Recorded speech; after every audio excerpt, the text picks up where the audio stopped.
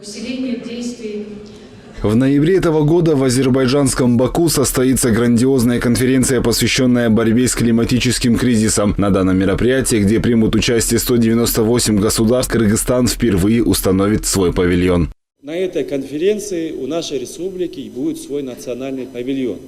И там будет тоже множество мероприятий. И вы знаете, что каждое министерство и даже к регионам мы обратились с предложением, чтобы вы в Баку рассказали о том, что вы там делаете. Не только рассказали, чтобы вы туда поехали, чтобы вы принимали участие. Там очень большая повестка, там тематические дни, там международная, практически весь мир съедется в Баку. В преддверии предстоящей 29-й конференции сторон в Баку Министерство природных ресурсов организовало национальный климатический диалог. Коллектив обсудил вопросы повышения температуры, экстремальные погодные явления и изменения характера выпадения осадков. Эти изменения ставят под угрозу важнейшие водные ресурсы, сельское хозяйство и средства к существованию населения, особенно в сельских и горных регионах.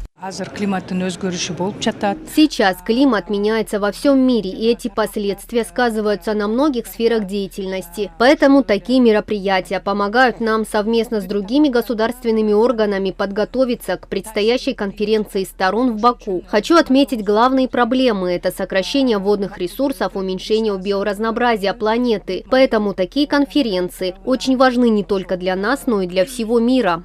На предстоящей конференции в Баку 198 стран мира будут поднимать разные вопросы защиты природы, в том числе океанов и лесов и изменений климата во всем мире. Кыргызстан уделит особое внимание горам. Кыргызстан – это страна, где проживают 7 миллионов человек. Сегодня мы собрались здесь, чтобы совместно прийти к одному мнению. Какие меры мы можем принять, чтобы смягчить последствия воздействия изменения климата на страну? Если разобрать климатическое состояние Центральной Азии, в том числе Кыргызстана, то тут температура изменилась на 1,5 градуса, и это только за последние 15 лет. Кыргызстан очень чувствителен к данным изменениям, так как существенно сокращается площадь ледников.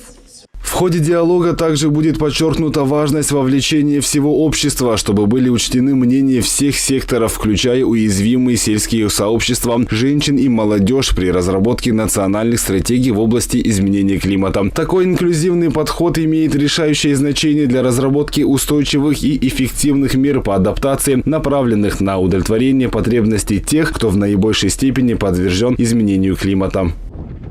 Малик Аюпов, Джахшилык Исаков, ЛТР, Бишкек.